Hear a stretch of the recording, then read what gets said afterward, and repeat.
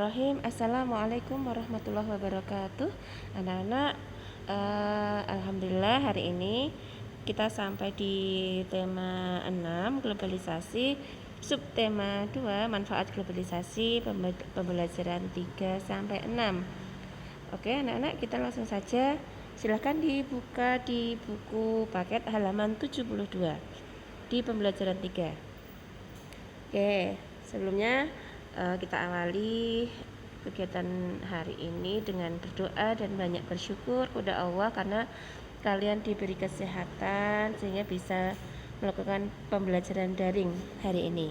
Baik, ya anak-anak, di situ halaman 72 ada teks eksplanasi, yaitu hemat listrik demi tagihan dan generasi masa depan. Oke. Nah, sebelumnya, pada pagi hari, Melanie menghampiri ayahnya yang sedang duduk bersantai di teras depan rumah. Ayahnya sedang membaca berita di koran digital. Melanie pun ikut membaca berita yang ada di dalam koran tersebut. Nah, selanjutnya silahkan dibaca teks eksplanasinya, ya.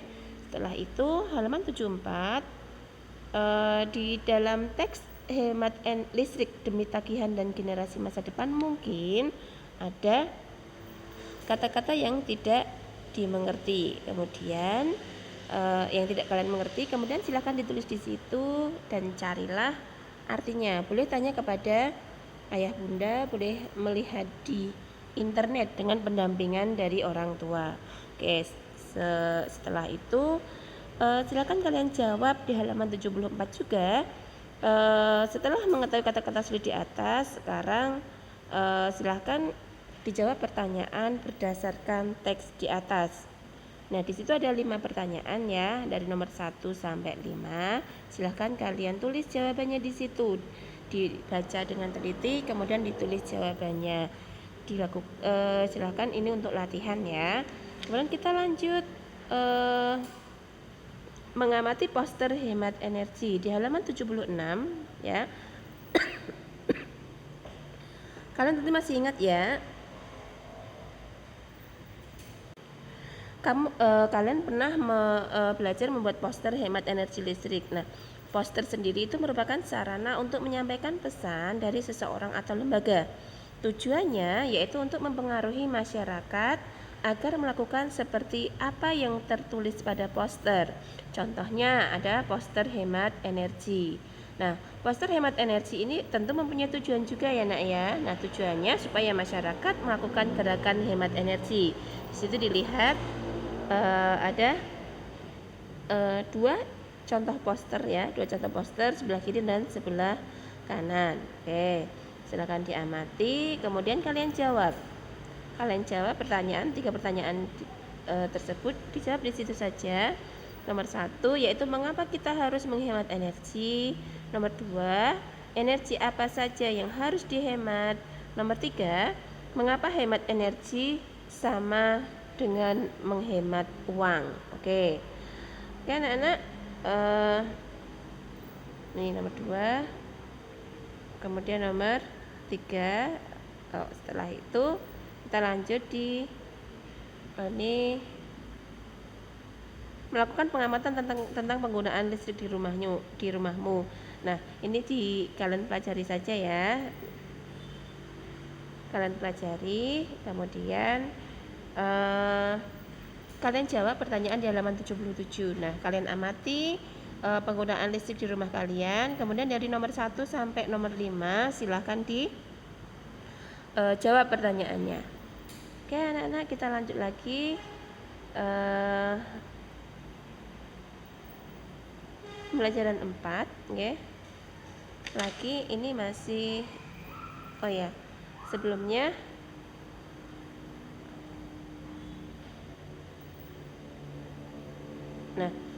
lagi membaca teks eksplanasi hemat listrik bukan sekadar hemat biaya, halaman 79 ya. Halaman 79. Kemudian silakan dibaca saja ya nak ya, dibaca. Kemudian seperti biasa anak-anak sudah tahu cara untuk membuat peta pikiran ya, peta pikiran. Silakan dibuat peta pikiran. Latihan saja ya nak ya. Peta pikiran dari hemat listrik bukan sekedar hemat biaya. Oke, sebelumnya dibaca dulu dengan teliti ya teksnya. Oke, kita langsung lanjut lagi nih ya. Contoh pita pikirannya ya, seperti itu. Kita lanjut lagi di pembelajaran 4, membaca teks eksplanasi. Oke, ini ya. Melanie berpendapat bahwa permasalahan di era globalisasi sangat banyak. Di era globalisasi, masyarakat ingin mendapatkan kehidupan yang lebih modern, sehingga hal tersebut mempengaruhi gaya hidup masyarakat. Masyarakat cenderung menyukai gaya hidup yang serba praktis, serba instan. Namun, gaya hidup yang serba instan tersebut tentunya juga memiliki dampak negatif bagi masyarakat. Nah, silakan dibaca, di situ ada teks eksplanasi dampak globalisasi ya, dibaca dengan cermat.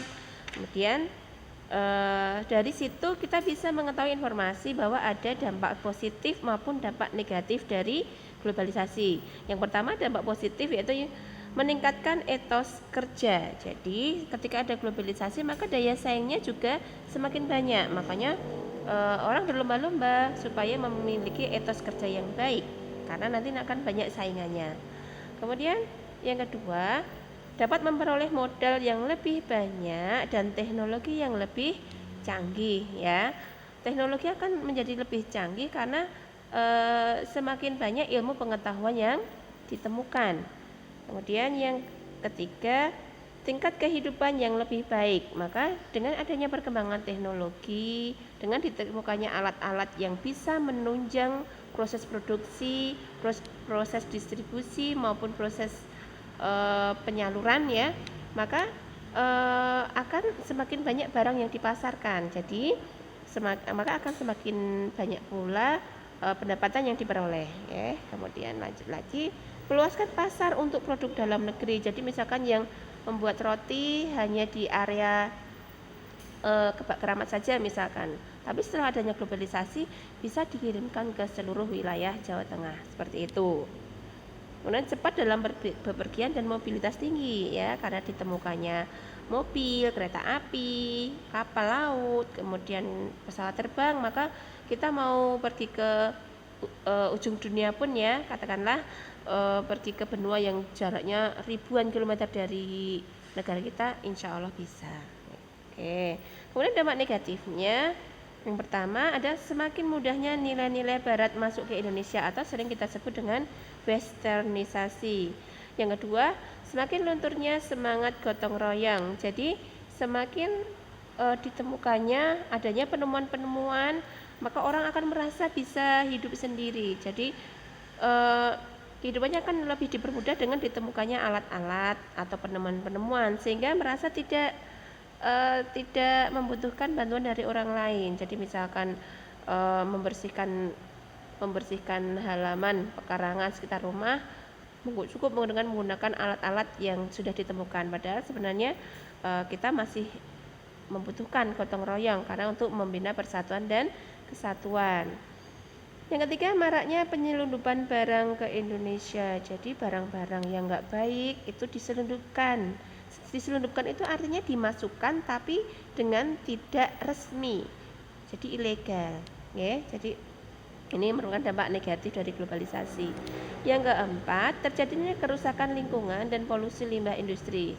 Jadi anak-anak, dengan adanya globalisasi maka semakin banyak ditemukan mesin-mesin industri ya, mesin-mesin industri yang di satu sisi ini mempunyai dampak negatif, yaitu nanti akan timbulnya polusi, pencemaran, dan juga adanya kerusakan lingkungan. Yang kelima, terjadi sikap mementingkan diri sendiri atau individualisme. Pokoknya aku dulu, yang lain nanti-nanti, seperti itu. Itu dampak negatifnya nggih. Kemudian kita lanjut lagi. Anak-anak silakan dilihat di halaman 84. Setelah anak-anak membaca teks halaman 82 83, sekarang silakan dijawab pertanyaan di halaman 84 ya. Ada 5 pertanyaan ya. Apa yang disebut dampak negatif, kemudian yang kedua apa yang disebut dengan dampak positif, yang ketiga siapa yang menanggung kerugian dari dampak negatif globalisasi, Yang keempat, siapa yang mendapat keuntungan dari dampak positif globalisasi? Yang kelima, di antara dampak positif dan negatif yang disebutkan pada teks, dampak apa yang kalian rasakan secara langsung? Oke anak-anak, sekarang dilihat di halaman 85 ya, di halaman 85 membaca teks tentang pasar tradisional ya. Silahkan dibaca, di situ ada teks eksplanasi tentang pasar tradisional. Nah, perkembangan pasar tradisional di era globalisasi. Nah, pada era globalisasi itu mempunyai dampak positif dan negatif. Salah satu dampaknya adalah pada bidang ekonomi. Saat ini banyak sekali ya nak ya, mal-mal atau pasar swalayan yang ada di kota, tidak saja di kota Solo, dan ternyata tidak di kota Solo saja, di seluruh Indonesia pun insya Allah sudah banyak pasar swalayan atau mal-mal di mana ini merupakan saingan untuk pasar tradisional. Makanya pada zaman dulu pasar tradisional itu salah satu pusat perbelanjaan ya, kegiatan ekonomi masyarakat. Hampir setiap hari pasar tradisional ramai dikunjungi masyarakat. Tapi saat ini pasar tradisional tidak seramai dulu karena ada saingannya, yaitu pasar modern atau pasar swalayan. Oke, kemudian kita lanjut lagi di pembelajaran 5. Bentar ya. Oke. Ini tadi pasar tradisionalnya. Sekarang kita lanjut lagi di pembelajaran 5, membaca teks tentang narkoba. Oke, kalian masih ingat ya, ada kerjasama antara Indonesia dengan negara-negara di ASEAN. Nah, kerjasama dengan negara lain merupakan kebutuhan dalam perkembangan era globalisasi. Nah, salah satunya yaitu kerjasama untuk memberantas peredaran narkoba. Oke, silakan kalian baca teks Gerakan Nasional Keluarga Indonesia Bebas Narkoba. Oke, setelah itu dijawab pertanyaannya halaman 90 ya. Tadi teksnya di halaman 89. Sekarang teksnya di halaman pertanyaannya di halaman 90 nomor 1 sampai 5. Oke. Nih, 1 2 3 4 5. Oke. Nah, sekarang kita ini membuat brosur ya. Ayo membuat brosur tentang gerakan anti narkoba nih ya. Step-stepnya, langkah-langkahnya, contohnya juga sudah ada ya. Nih, seperti itu. Ini untuk pengetahuan saja ya. Oke, tidak usah dibuat brosurnya. Oke, kita lanjut lagi di pembelajaran 6 ya. Halaman 95. Sebentar. Membaca teks tentang cinta produk Indonesia. Sebelumnya di halaman 95 anak-anak sudah buka ya. Di halaman 95 ada percakapan ya, percakapan antara Melani, Rasti dan Ana yang baru saja pulang dari berenang. Mereka terlihat sangat senang dengan kegiatan renang yang mereka lakukan. Oke, silakan dibaca teks percakapannya ya. Percakapannya itu ya. Kemudian kita lanjut lagi mengingat kembali tentang brosur. Nah, halaman 96. Brosur adalah salah satu media yang digunakan untuk promosi. Brosur ini harus menarik pembaca agar punya ketertarikan dan tindakan untuk membeli produk kita. Oke, beberapa hal yang harus diperhatikan dalam membaca brosur adalah: 1. Tentukan siapa yang membaca brosurnya. Sama halnya dengan memanah, kita harus tahu target pasar kita, sasarannya itu siapa. Oke. Kemudian yang kedua, gunakan kata-kata yang mempengaruhi atau persuasif ya. Contohnya ada buruan, cepat, segera, khusus hari ini, diskon untuk hari ini. Nah, seperti itu. Yang ketiga, pilihlah foto produk yang menarik. Nah, pembeli itu hanya akan tertarik dengan produk yang ditawarkan. Karena itu tidak usah banyak gambar yang tidak perlu. Fotolah produk yang kalian tawarkan dengan sebagus mungkin, dengan warna-warna yang sebaik mungkin ya. Nah, kemudian kita lanjut lagi membaca teks tentang cinta produk Indonesia. Silakan dibaca di halaman 98. Aku cinta produk Indonesia. Setelah kalian baca dengan cermat, kemudian halaman 99 silakan dikerjakan soalnya ya. Nomor 1, 2, 3, 4, 5. Oke, kemudian kita lanjut menemukan kosakata baku dan tidak baku. Ini anak-anak sudah tahu ya, kosakata baku itu yang mana, yang tidak baku itu yang mana. Baik, oke, di situ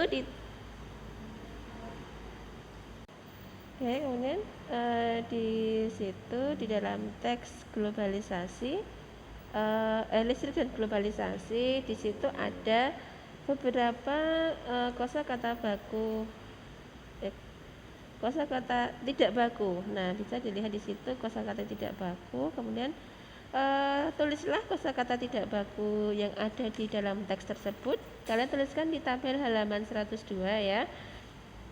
Ada kosakata tidak baku, kemudian kalian tuliskan penulisannya menjadi penulisan yang baku. Oke, nih di sini ya contohnya, satu, listrik itu kan tidak baku. Nah, kata bakunya adalah listrik. Ini untuk latihan saja. Oke anak-anak, demikian untuk materi tematik kita hari ini ya. Silahkan dibaca teks-teks yang sudah saya sebutkan tadi dengan teliti ya. Tetap semangat belajar dari rumah. Ya, demikian kalau ada salah-salah kata, Ustazah mohon maaf. Wassalamualaikum warahmatullahi wabarakatuh.